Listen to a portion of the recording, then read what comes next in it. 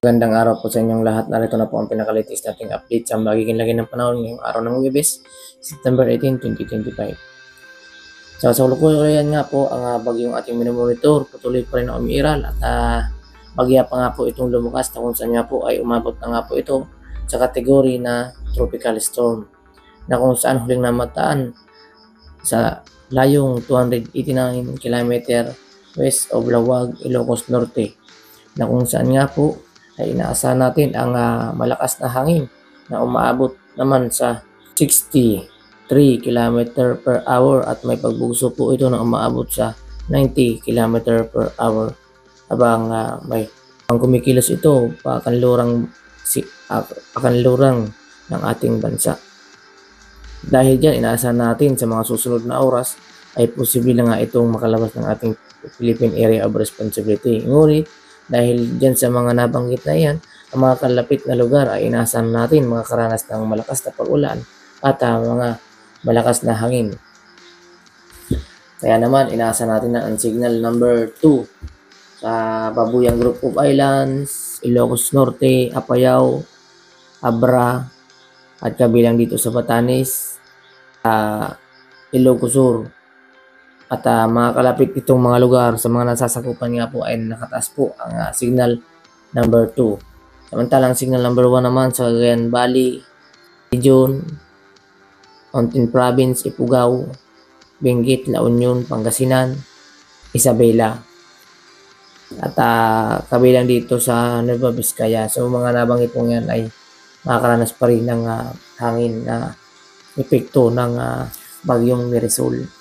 Samantala, bukod pa nga po dito sa bagyong Mirisol na kasalukuyan na nga pong palabas ng ating bansa or palabas na ito ng ating Philippine Area of Responsibility, na kung saan nga po ang low pressure area na ating minomonitor sa silang bahagi ng ating bansa na nasa labas ng ating Philippine Area of Responsibility ay kasalukuyan na nga po itong tropical depression. At nakapasok na nga po ito sa ating Philippine Area of Responsibility, kaya naman pinangalatan na po ito sa local name na Nando, na kung saan nga po may taglay ito na umaabot sa hangin na umabot sa 45 km per hour at may pagbugso na pa rin po ito na umabot sa 55 km per hour. Samantalang kumikilos ito pa hilagang kanluran. Na possible nga po ito na maging typhoon category kung ito ay maglandfall na dito sa area ng Babuyan Group of Islands, Cagayan Valley, Apayao, Ilocos Sur, Batanes. So saklaw po ng lakas na umaabot dyan. So yan po yung possible na tamaan ng impact ng bagyong ito. So napakalakas po ito. Possible na maging typhoon category po na umaabot sa lakas na 180 km per hour ang pagbugso po na yan. So isipin po natin yun. So yung yan tulad natin yung sasakyan na may bilis na 180 at tumatama sa kabahayan. So paano impact po niyan? So sobrang talagang lakas nitong hangin na ito. So ating pong pagandaan dahil sa inaasahan natin na dahil sa saklaw nitong lakas, hagi po ang buong bansa na makakaranas ng malakas na hangin dahil sa paghila nito ng hangin habagat, na kung saan mag-i-intensify din ang hangin habagat, na kung saan apektado ang kaluwang bahagi ng ating bansa, na kung saan inaasahan natin apektado ang Palawan, Mimaropa, Batangas, Laguna, Cavite, Bataan, Zambales, Tarlac, at Nueva Ecija, Bulacan, Pampanga, Quezon Province, Iloilo Island, Marinduque, Romblon, Camarines Norte, Camarines Sur, Albay, Catanduanes, Sorsogon, Masbate, Aklan, Antique, Capiz, Iloilo, Guimaras, Negros Occidental, Negros Oriental, Cebu, at Tawi-Tawi, Sulu, Basilan, Zamboanga Peninsula. So mga yan po ay posibleng hatakin ang hangin habagat. So apektado po yan ng hangin na posible pang makaranas ng bagyang paglakas ng hangin dito sa mga banggit na lugar. So maging handa po tayo dahil sa maulap na papurin at mga karat-silat na pagulan na posible na umaabot, lalo na dito sa may bagyo na kung saan ito ay lumapit sa atin. Talagang mas malakas po yan. So intensifies talaga po yung hangin na ating inaasahan sa paglapit dito. Dahil diyan na ngayon ay nasa loob na nga po ito ng ating Philippine Area of Responsibility, ay atin ang paghandaan sa papalapit na possible na paglandfall nga nito sa mga susunod na araw. So sa aming pagtaya ay possible nga po ito na maglandfall sa ika-22 ng September. So ngayon may pwede pa tayong makapaghanda dahil sa nag-iipon pa po ito ng lakas. So base sa aming pag-outlook ay bagya pa siyang lalakas dito sa ating karagatan bago ito tuluyan pumilos pa Hilagang Kanluran.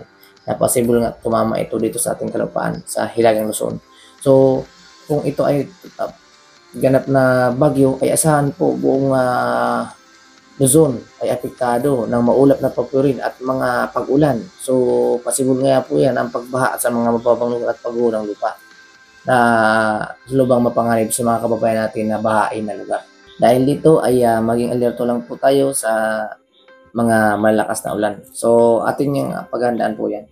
So para sa maging lagay ng panahon dito sa Luzon, asahan po natin ang maulap na papurin at mga pag-ulan na kung saan umaabot pa nga ito sa 100 to 200 mm rin dito sa area ng Batanes, Pabuyang Group of Islands, Ilocos Sur, Apayao, Abra, Ilocos Norte, Kalinga, Mountain Province, Cagayan Valley, Isabela, Nueva Vizcaya, Quirino.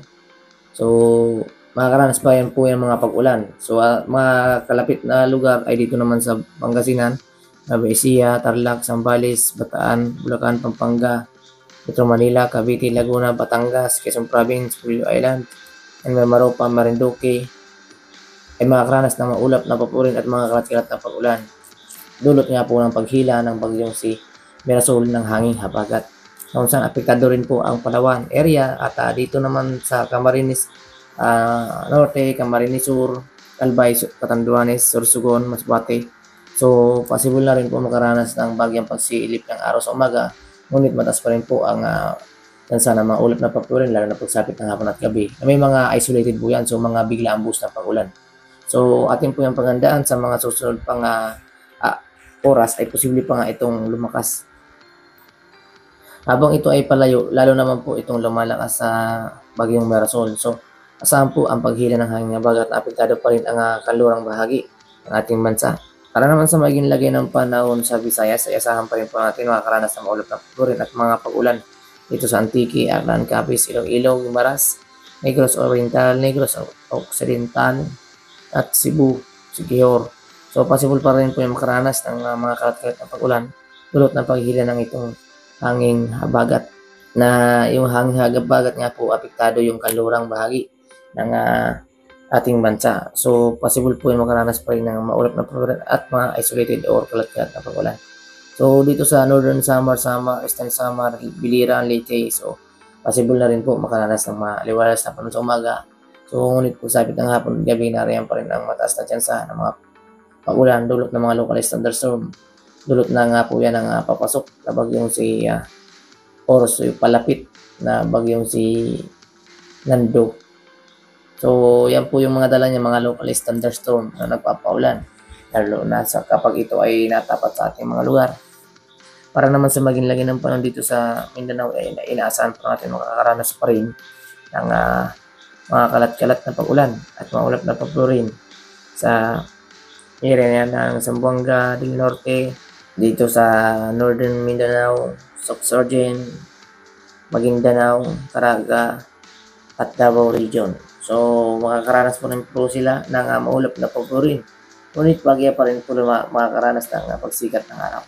Sa umaga at makakaranas pa rin po ng pagsikat ng araw kung saan pagsabit ng hapon at gabi nariyan na po ang maulap na pagpurin at mga kalat-kalat na pag-ulan. Kabilang din ang Tawi-Tawi, Sulu at Basilan.